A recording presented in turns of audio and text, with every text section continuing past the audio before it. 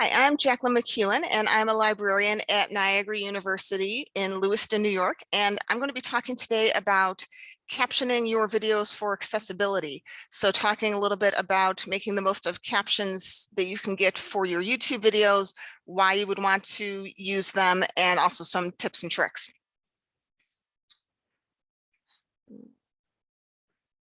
So one thing I just want to start by talking about a little bit is who are video captions for, because I think sometimes people might go into a situation where they might think, well, if they're recording a video for a class or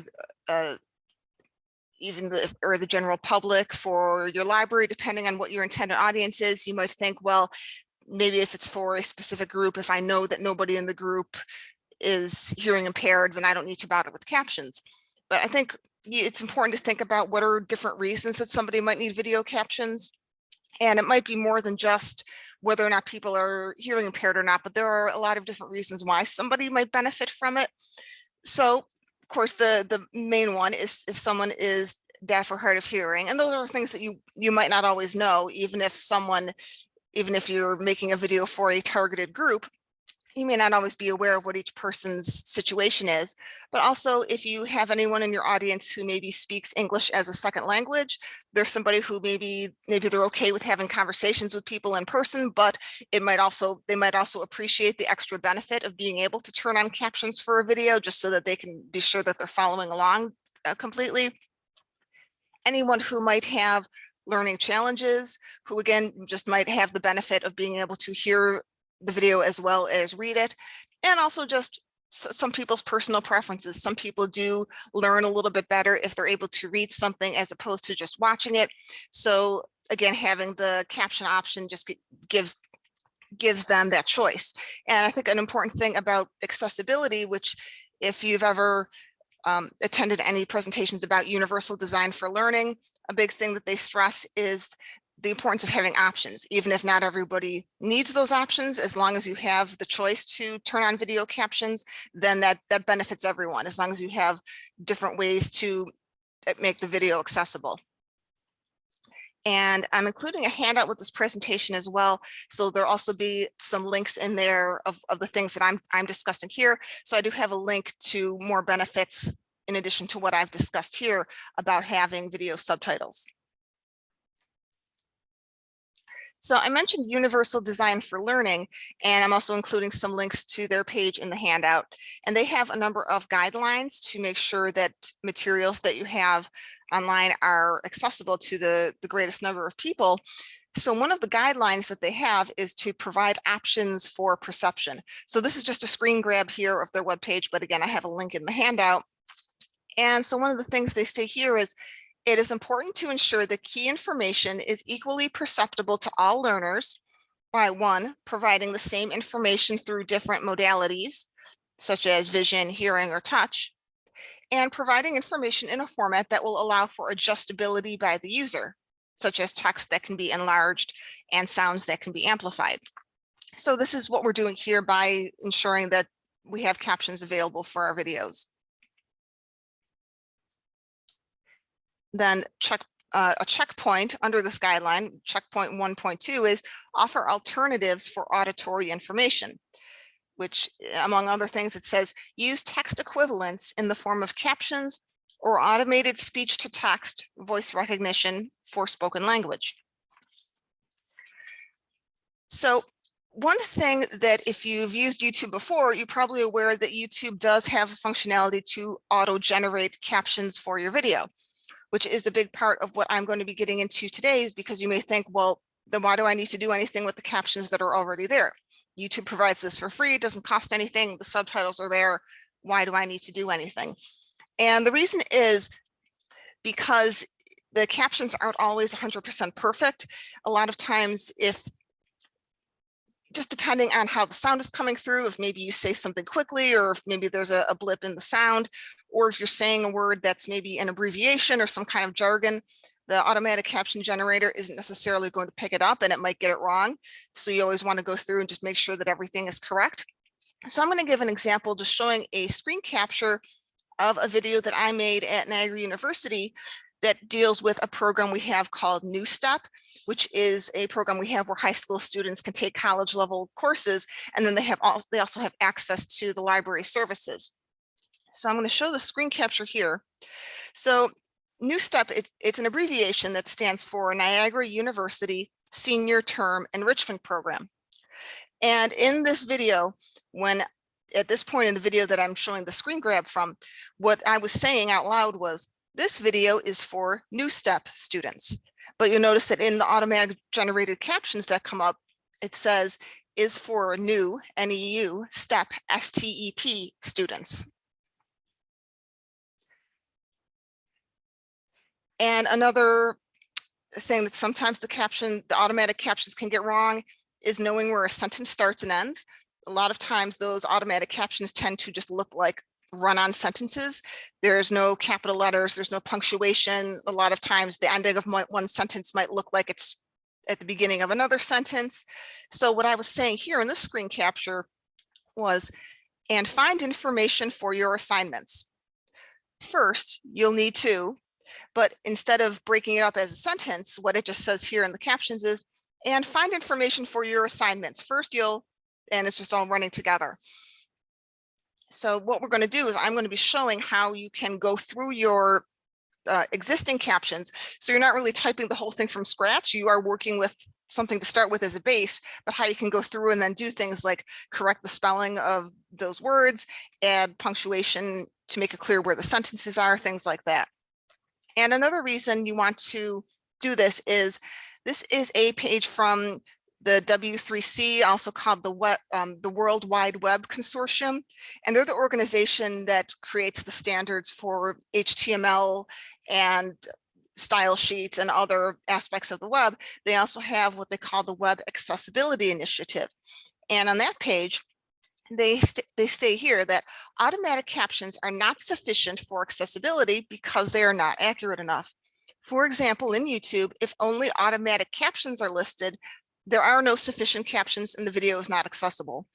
So at least according to the W3C, they're saying that if a video only has the YouTube automatic captions, that's not considered accessible because of the high probability of errors or inaccuracies.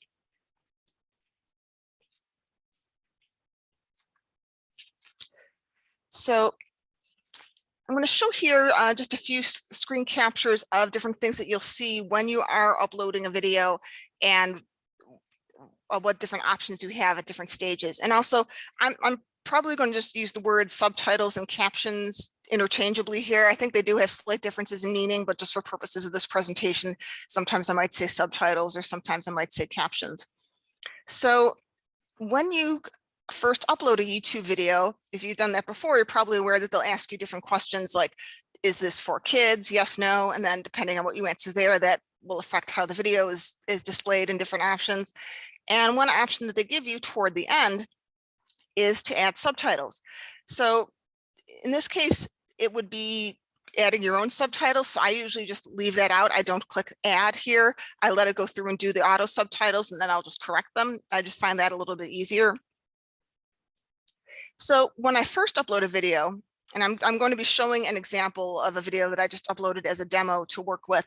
So in this video, just as a demo, I was doing it as if I was demonstrating our library website and showing students how to find articles on the website. So the video opens up with a screenshot of our homepage. And so you'll notice here, we have the usual options at the bottom of the screen that you normally see when you're playing a YouTube video. You have play, skip ahead, volume, settings, and so on. And so this is what you normally see when you first upload a video, is that the automatic captions are not visible yet.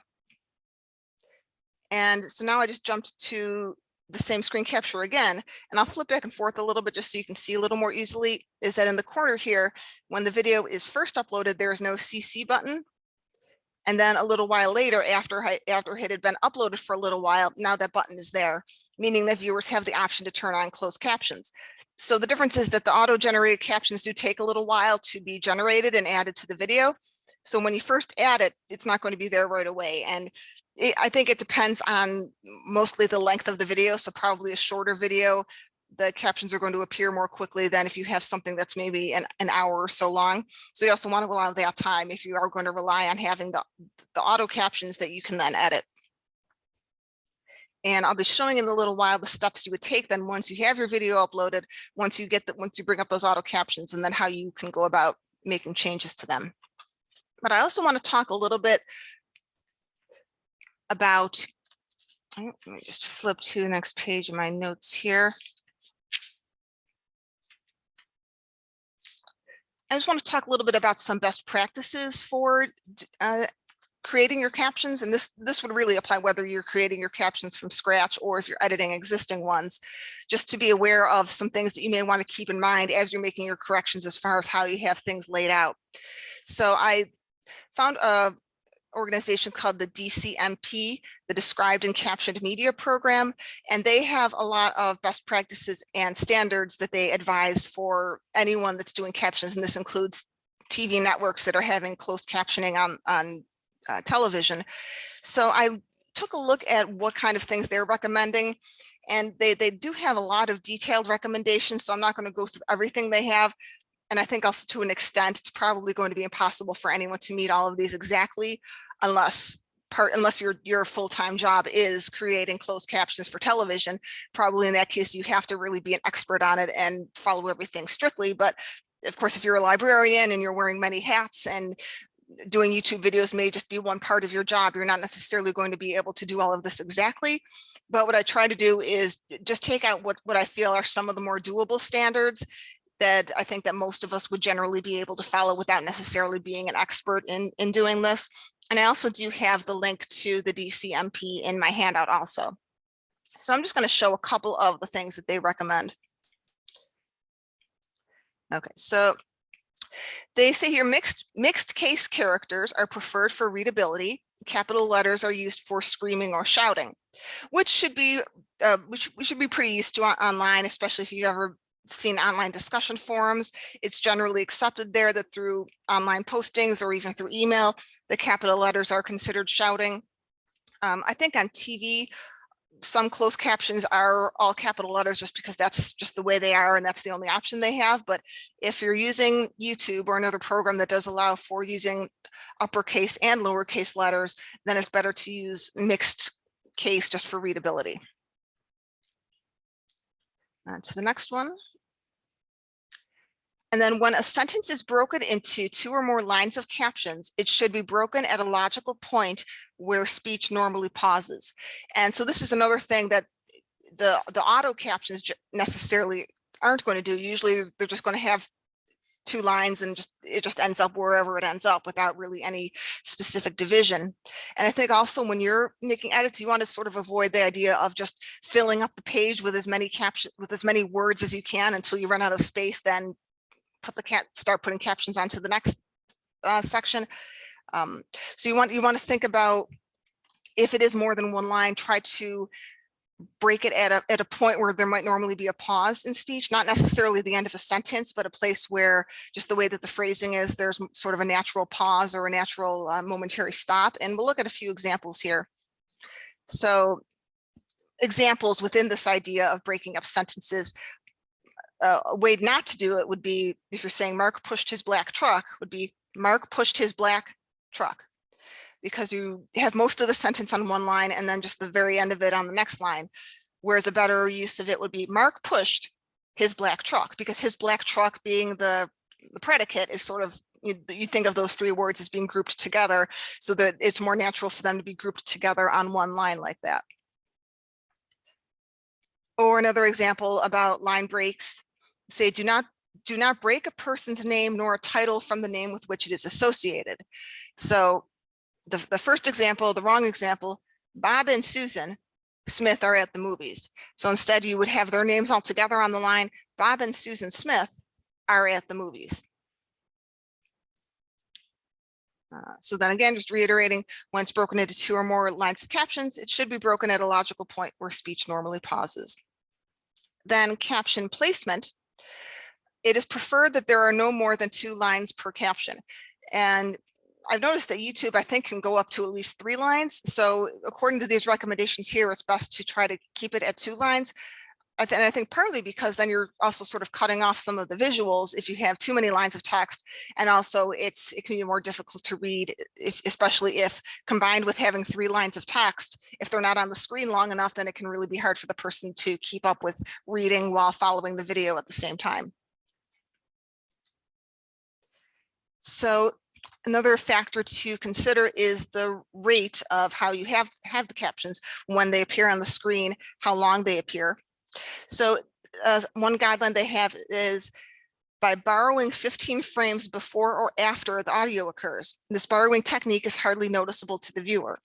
And I think also we have a little more leeway with that when we're doing educational videos, at least for me, whenever I'm doing videos for a library, whether I'm demonstrating on our website how to find an article or demonstrating an information literacy concept. I generally, because I'm doing a prepared presentation, I try to make sure that I'm speaking at a good pace and that I'm pausing when I need to demonstrate something. So I think in those cases, it's a little easier when you're doing captions to, one second. It's a little easier to then maybe start the captions a fraction of a second before you start speaking, just so that it buys people that extra time to read the captions at the same time that you're talking. If you were maybe captioning like a TV program where maybe people are talking over each other or people are speaking quickly, that might be a little more difficult. But I think with an educational video, this is something that's a little more doable.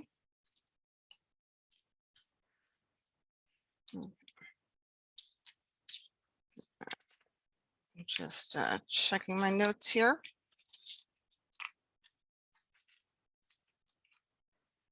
Okay, and then just a few little ideas for just how things are worded. And some of these could maybe be considered more of a style aspect, but the goal in here is readability too. So for example, let's say when captioning a list separated by commas, use a serial or Oxford comma. For example, I'm having eggs, comma, bacon and toast versus I'm having eggs, comma, bacon, comma, and toast. So I know that might be a little more of a style decision. I know some people do prefer to not use the Oxford comma. Some people do prefer to use it, but when used with captions, at least according to the Dcmp's guidelines, they find it improves readability when you're using a comma for every item. So they recommend doing that. And a few stylistic things. So when a speaker is hesitating or stuttering, they recommend you caption it as the same way that they're saying it. So for example, if somebody says it's cold, they have it here with C dash to emphasize the fact that the person is stuttering a little bit or shaking. And a few things that I never thought of before I saw these in the Dcmp guidelines, but they're interesting to think about. So they're saying when a word is spoken phonetically, caption it the way it is commonly written. So if someone says NAACP, you wouldn't write it out with N dash double dash A dash C dash, because that's not the way you would write it in any other situation. Like if you were writing a paper and you refer to the NAACP, in most cases, you would never write it out like that. You would write it out as the correct abbreviation, NAACP. So you would also caption it the same way. And the same thing is if you're giving a website address where you say www.dcmp.org, you would spell it out as the actual website address instead of typing out the word dot. And I think that's probably because it's just the way people are used to reading it. Whereas if you have www, then the word dot, it just might not be clear whether you're actually trying to say that dot is part of the address or things like that. You know, saying that the word dot is part of the address. So writing it out with just as you would normally see it is the best practice there. So I'm going to show how you would then work with video. So I have, like I mentioned, an example video that I've already uploaded, and I'm just going to show how I would work with the captions that they already have here. So I'm going to close the PowerPoint. And now I'm on the YouTube channel for Niagara University Library. And again, I'll also have these steps also spelled out on the handout that goes with the presentation. So I have everything listed on where you click and where you look to find these screens. So you would start by going to YouTube, and I'm here on the homepage for my channel. You don't necessarily need to do that. You could just go to youtube.com as long as you are logged in with whatever the account is that you normally upload the videos as. And so you go to your icon for your account right here at the top right. Click on that. And then you click on YouTube Studio. And this is going to take you to what they call the creator studio. So it's the like sort of the back end of YouTube. So this isn't what the viewer is going to see. This is only what you would see as one of the creators of the channel. So on the left sidebar, we have some different things that you can look at. And the one we want to look for is partway down called Subtitles. Click on that. And it's going to show you all the videos that you currently have on your channel, even ones that are hidden to the general public. And then you want to, if you, especially like I do sometimes, is I'll make videos and then maybe I might make a couple and then I'll go back and look through them and say, okay, which ones do I need to add captions for? And a real easy way that you can do that is to look here where it says languages. And I'm going to increase my screen a little bit, just try to zoom in a little more just to make sure it's easy to see. Where it says languages here, if it has only one language, and that's referring to the language of the subtitles. If it only says one, that means there's only one set of subtitles there, which are the auto-generated ones. If there are two languages listed, at least in my case, I know that means I've already gone in and done the corrected subtitles. That's why it says there are two. So I would just go through and look, which are any videos that only have one language. Those are the ones I still need to go and add the subtitles for. So I'm going to just click on the title of that video, and it's going to show me what subtitles I already have. So it says here I have English automatic. And I'm just moving my controls around a little bit just to make sure I have a full view of the screen here. So what we want to do is say duplicate and edit. So we're duplicating the captions that are already there, and then we're just going to go through and make corrections. Okay, so you can see these are the captions that they already have with the video. There's no capitalization, no punctuation, no really clear division of where the sentences start and end. So what I like to do also is edit timings. So right now the captions are really not set to come on at any specific time. I like to do edit timings, and that allows you to control things such as making sure that you have 2 lines of text per screen, and you can also make adjustments to how long the captions are on the screen if you want to. So then while I have this up, I can play the video. Hi, this is Jaclyn from NU Library. And then you can see in this little preview screen here how it's going to look as the captions appear on the screen. So I'm going to want to make some changes. So I want to capitalize the letter H for hi. Probably want to put a comma in there because really what I'm saying is hi, this is Jaclyn. And not that it really matters, but it didn't spell my name the right way. It went with the more common spelling of Jaclyn. So I'm just going to correct that too. And then also NU library. So at Niagara University, or NU for short, we often refer to the library as NU library. And it got that part right, but it put them in lowercase letters, which is good because sometimes it'll mishear and it'll think I'm saying a new library, NEW, and it comes up like that. So at least we have the letters there, but I want to make sure that I have that capitalized. And then we usually capitalize the letter library too. And as you make those changes, you can see it here on the right in the preview. And also I can see, oh, it looks like I'm going on to 3 lines. I want to make sure that I change that so I can have some text carry over into the next screen. So let's see. Hi, this is Jaclyn from NU Library, and I probably want to do a line break there. So I'm just going to hit Shift and Enter. That moves it to the next line. So again, keeping with the idea of breaking up the text in a natural way, the way the words would sort of naturally be broken up in speech. And then let's see. So I'm going to hit delete and just backtrack a little bit. Let's see. I'm just going to be showing. So let's stop there. And then I'm just going to hit enter without the shift. And it's just going to jump the rest of that text onto the next screen. So now I can click back in here, and now I can see in my preview, I have just 2 lines of text. Everything is capitalized correctly. And then I can just click here in the next line of text and go on and correct that. And I admit that this is very tedious. It does take a while. I've found usually, however long the original video is, it usually takes me about 3 times as long to then go through and edit the captions. So it's definitely not something you can just dash off quickly, and it's not something that's very fun or interesting, but it is something that really is a necessary part if you want to make sure that your videos are accessible to your library's audience. Another thing you can change over here is, like I mentioned, the length of time. So if I go back again, and I want to slide this back to the beginning, watch it from the beginning.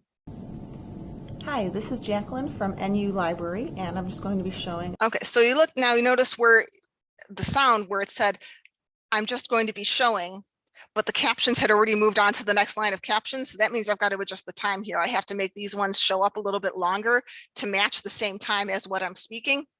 So I'm going to try this. We'll say maybe it stays up an extra second. So I'll say that's 4 seconds. Back up again.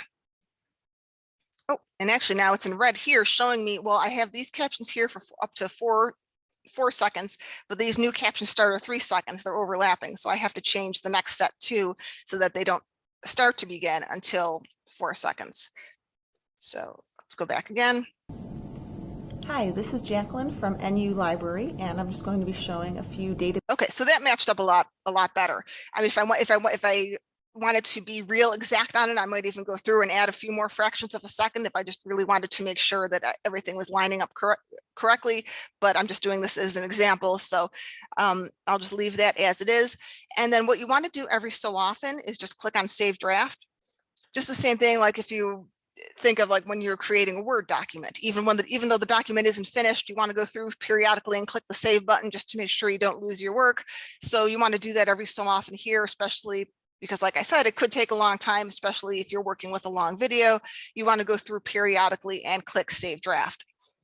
Then once you have gone through and made your edits to all of the captions here, you can click Publish. And that'll take a moment. So now it shows here that I have 2 options for subtitles. It says English video language or English automatic. So if I go back to the video now, I'm going to hit refresh.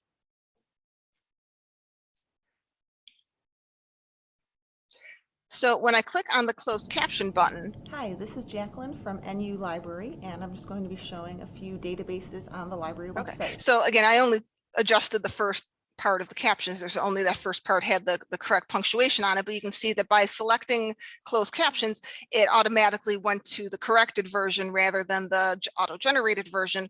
So the viewer doesn't really need to do anything differently. They just, as if they normally go to videos and turn on closed captioning, they don't need to do anything differently. It'll automatically just go to what is the corrected version.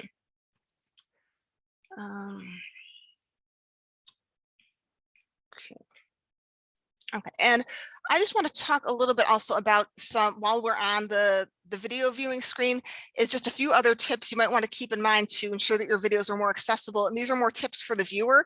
So it's something that you may want to just make your audience aware of, especially maybe if it's a video for a class where you're maybe emailing everyone, you're sending out a link to a class to tell them to watch a video. You can also maybe include a little note just about some other options they have, because as I mentioned at the beginning, you just want to make sure that you have all of those accessibility options, even if not everyone needs them. So even if not everyone needs closed captioning, you at least have the option for it if someone needs it. And there are a few other things that people might also want to do if they want to maybe sort of customize the way they view the video a little bit. And again, these are also in the handout. So there are a couple of keyboard shortcuts that you can do. So when you're playing a video, and I'm just going to turn down the volume a little bit. So when you're playing a video, there's a keyboard shortcut where you can just hit the forward and backward arrow, and that will take the video either back 5 seconds or forward five seconds. And that can be really good, especially if you're watching a video that is maybe demonstrating something and you want to make sure that you caught everything and you thought, oh wait, what did that person do?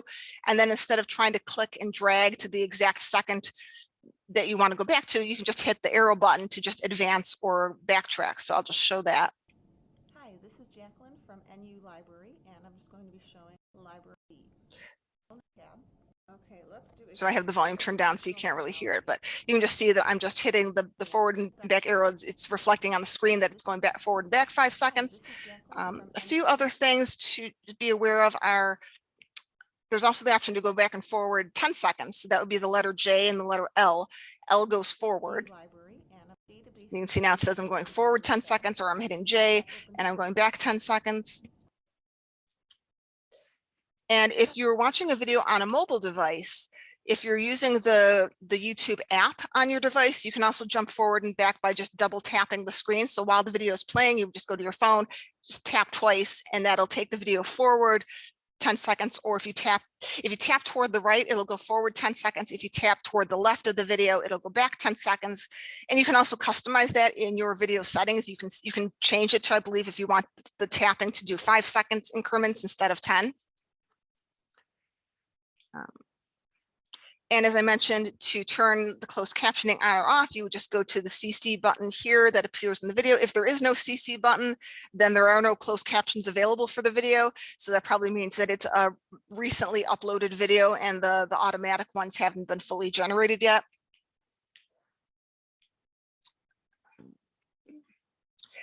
And you may also notice that sometimes when you do a YouTube search, when you're doing a search for a video, the ones that have closed captioning the search results will have the letter CC, the letters CC next to the video to indicate closed caption. And that only refers to the ones that are corrected. So it doesn't put CC next to every video, because technically every video does have the auto-generated captions, but CC will appear in the results next to videos that have those auto-generated ones. So let me just show, let's see.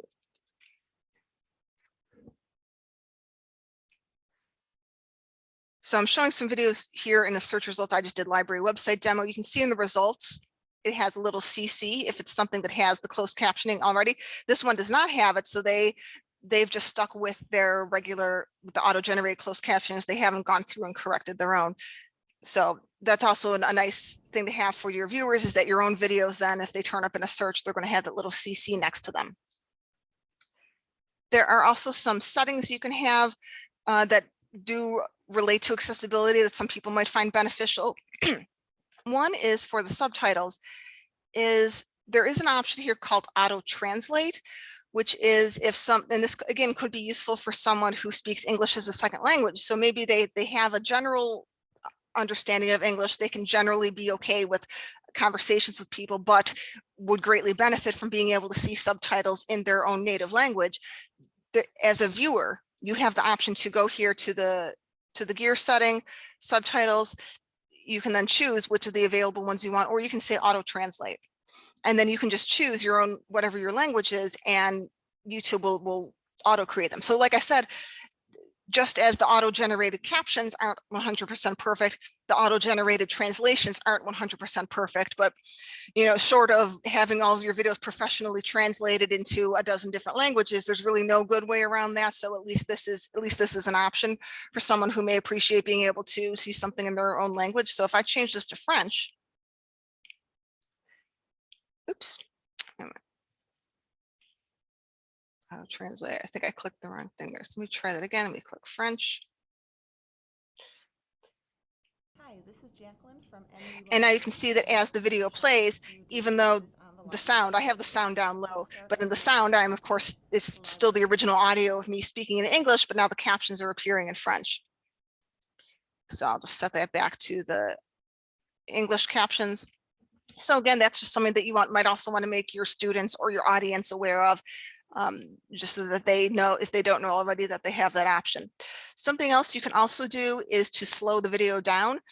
I know sometimes I've done this, especially if I'm watching a video that's demonstrating something. I think we've all done something where maybe you're trying to solve a computer issue, or even just maybe something in your personal life, trying to do a repair around the house. You might look up a YouTube video that shows how to do it, and the person is just going way too fast for you to follow along.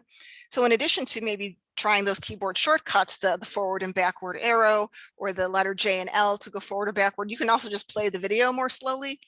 And you can do that again by going to the gear, and then where it says playback speed instead of normal, you can choose how you want it to go. So you can say I maybe want the video only at 75%, so it'll just be slightly slower. or maybe I wanted a half speed.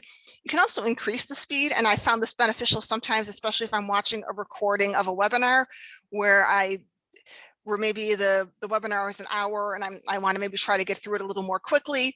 Assuming that the person isn't already speaking very quickly to begin with, you can also try speeding up the video a little bit to say 1.25, just to make the video go that little bit faster.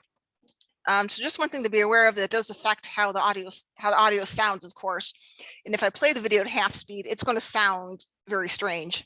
.niagara.edu, and we'll click on database. Right, so obviously that it sounds very strange when you're listening to someone speaking at half speed. So that's not maybe something that everybody would want, but again, just for ease of readability and ease of following along, some people may choose to go ahead with that option.